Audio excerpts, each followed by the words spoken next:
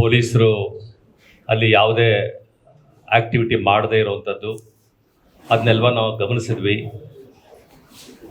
Actually ಆ ಇಬ್ಬರು advocates ಮತ್ತು ಕಂಪ್ಲೇನೆಂಟು ಅವರೇ ಕರೆದ್ರು ಕೂಡ ಅವ್ರು ಮಹಜರಿಗೆ ಹೋಗದೇ ಇರೋಂಥದ್ದು ಅದು ನಿಮಗೆ ಗೊತ್ತಿದೆ. ಇದೆಲ್ಲ ಏನಂತ ತೋರಿಸುತ್ತೆ ಅನ್ನೋಂಥದ್ದು ನಮ್ಮ ಮುಂದೆ ಇರೋಂಥ ಪ್ರಶ್ನೆ ಇತ್ತು.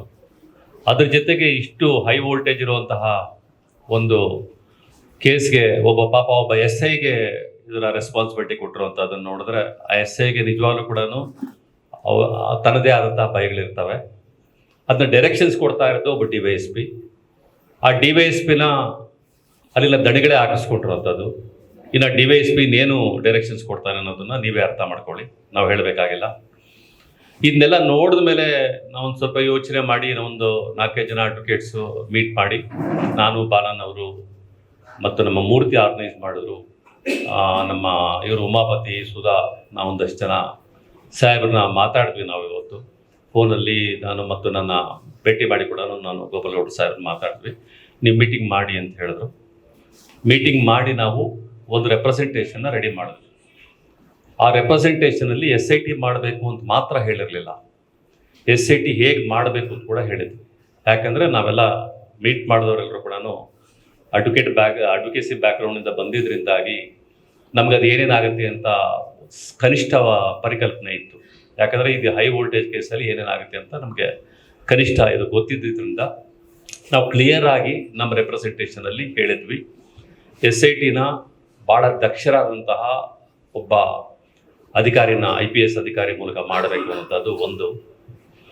ಎರಡನೇದು, ಸುಪ್ರೀಂ ಕೋರ್ಟ್ ಅಥವಾ ಹೈಕೋರ್ಟ್ ಒಬ್ಬ ನ್ಯಾಯಮೂರ್ತಿಯ ನೇತೃತ್ವದಲ್ಲಿ ಇದನ್ನು ಮಾಡಬೇಕಾಗತ್ತೆ, ಅವರ ಕನ್ನಡತೆಯಲ್ಲಿ ಇದನ್ನು ಮಾಡಬೇಕಾಗತ್ತೆ ಅನ್ನೋಂಥದ್ದು ಎರಡನೇ ಪ್ರಶ್ನೆ. ಮೂರನೇದು, ಈ SIT ಮಾಡಿದಾಗ ನೀವು ಮಾಡಿಬಿಡ್ತೀರಾ, ಆದರೆ ಅಲ್ಲಿ ಎಕ್ಸ್ಯೂಮ್ ಮಾಡ್ತೀರಾ ಬಾಡಿಗಳನ್ನು, ಅದೆಲ್ಲ ಯಾರಿಗೆ ಗೊತ್ತಾಗುತ್ತೆ, ಏನು ಗೊತ್ತಾಗುತ್ತೆ, ಮುಂದಕ್ಕೆ ಇನ್ವೆಸ್ಟಿಗೇಷನ್ ಮಾಡಬೇಕಾದ್ರೆ ಹೆಂಗೆ ಎಕ್ಸ್ಯೂಮ್ ಆಯಿತು, ಏನಾಯಿತು ಅನ್ನೋದರ ಪ್ರಶ್ನೆಗಳು ಬರೋದ್ರಿಂದಾಗಿ ಇಡೀ ಪ್ರಕ್ರಿಯೆನ ವಿಡಿಯೋಗ್ರಾಫ್ ಮಾಡಬೇಕು ಅಂತ ಒಂದು ಪ್ರಶ್ನೆ ಹೇಳಿದ್ವಿ.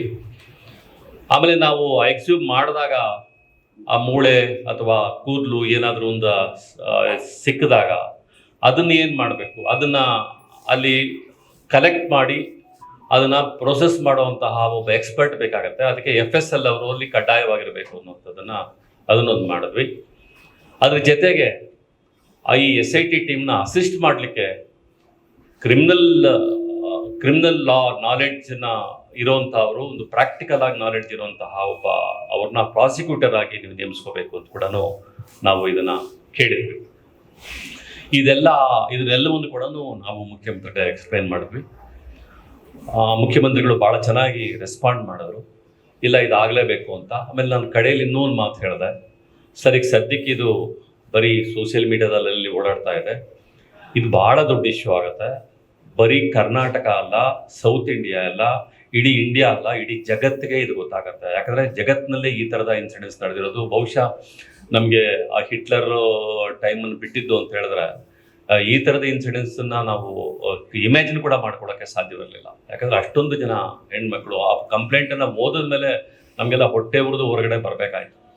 ಆ ಕಂಪ್ಲೇಂಟಲ್ಲಿ ಆತ ಹೇಳ್ತಾನಲ್ಲ, ಸ್ಕೂಲ್ ಮಕ್ಕಳು, ಆ ಸ್ಕೂಲ್ ಬ್ಯಾಗಲ್ಲೇ ಇದೆ, ಆ ಟಿಫನ್ ಕ್ಯಾರಿಯರಲ್ಲೇ ಇದೆ ಆ ಮಗುನ ಭಾಳ ಗೌರವವಾಗಿ ಇವರು ರೇಪ್ ಮಾಡಿ ಅಲ್ಲಿ ಆ್ಯಸಿಡ್ ಹಾಕಿ ಅವ್ರ ಪ್ರೈವೇಟ್ ಪಾರ್ಟ್ಸ್ಗೆ ಮಗುಗೆ ಆ್ಯಸಿಡ್ ಹಾಕಿ ಇನ್ನೆಷ್ಟು ಕ್ರೂರವಾಗಿ ಹೊಂದಿರಬೇಕು. ಇದನ್ನ ನೋಡಿದ ಮೇಲಂತೂ ಭಾಳ ನೋವಾಗಿ ನಾವು ಇದನ್ನೆಲ್ಲವನ್ನು ಕೂಡ ಎಕ್ಸ್ಪ್ಲೈನ್ ಮಾಡಿದಾಗ, ಇಲ್ಲ ಖಂಡಿತ ಇದನ್ನು ನಾವು ಸೀರಿಯಸ್ ಆಗಿ ತಗೊಳ್ತೀವಿ ಅಂತ ಹೇಳ್ಬಿಟ್ಟು ಮುಖ್ಯಮಂತ್ರಿ ಹೇಳಿದ್ರು. ಅದಾದಮೇಲೆ ಡೆವಲಪ್ಮೆಂಟ್ಸ್ ನಿಮ್ಗೆ ಗೊತ್ತಿದೆ, ಏನೇನು ಮಾಡಬೇಕು, ಏನೇನಾಯಿತು, ಏನೇನು ಅಂತ ಹೇಳ್ಬಿಟ್ಟಿದೆ. ಈಗ ನನಗೆ ಆಮೇಲೆ ನಾನು ರಾತ್ರಿ ಸಾಹೇಬ್ರ ಜೊತೆ ಮಾತಾಡಿದೆ. ಅದಾದಮೇಲೆ ಏನಾಯಿತು, ಸಾಹೇಬ್ರ ಜೊತೆ ಮಾತಾಡಿದ್ಮೇಲೆ ಸಾಹೇಬರು ಪ್ರೆಸ್ ಕಾನ್ಫರೆನ್ಸ್ಗೆ ಬರಲಿಕ್ಕೆ ರೆಡಿ ಆದರು. ಪ್ರೆಸ್ ಕಾನ್ಫರೆನ್ಸಲ್ಲಿ ಭಾಳ ನಿಮಗೆ ಗೊತ್ತಿದೆ, ಪ್ರೆಸ್ ಕಾನ್ಫರೆನ್ಸ್ನ ಭಾಳ ಜನ ನೋಡಿರ್ತೀರಿ, ಭಾಳ ಚೆನ್ನಾಗಿ ಎಕ್ಸ್ಪ್ಲೈನ್ ಮಾಡಿದ್ರು. ಅವರು ಎಕ್ಸ್ಪ್ಲೈನ್ ಮಾಡಿದ್ರು. ಒಬ್ಬ ಕ್ರಿಮಿನಲ್ ಅಡ್ವೊಕೇಟ್ ಆಗಿರುವಂತಹ ಬಾಲನ್ ಅವರು ಮಾಡಿದ್ರು, ನಾನು ಮಾಡಿದೆ, 3 ಜನ. ಅದೆಲ್ಲ ಕೂಡ ಅದಾದಮೇಲೆ ಒಂದಿಷ್ಟು ಪ್ರಚಾರ ಶುರುವಾಗಿತ್ತು. ಅಲ್ಲಿವರೆಗೂ ಕೂಡ ಬರೀ ಸೋಷಿಯಲ್ ಮೀಡಿಯಾದಲ್ಲೇ ಒಂದಷ್ಟು ಇದಾಗ್ತಾ ಇತ್ತು. ಒಂದು ಸ್ವಲ್ಪ ದೊಡ್ಡ ಲೆವೆಲಲ್ಲಿ ಪ್ರಚಾರಕ್ಕೆ ಶುರುವಾಯಿತು. ಅಷ್ಟೊತ್ತಿಗೆ ನಮಗೆ ತಮಿಳ್ನಾಡಿನ ಸುಮಾರು ಜನ ಪತ್ರಕರ್ತರು ಫೋನ್ ಮಾಡಿ ಅಲ್ಲೆಲ್ಲ ಪ್ರಚಾರ ಶುರುವಾಯಿತು.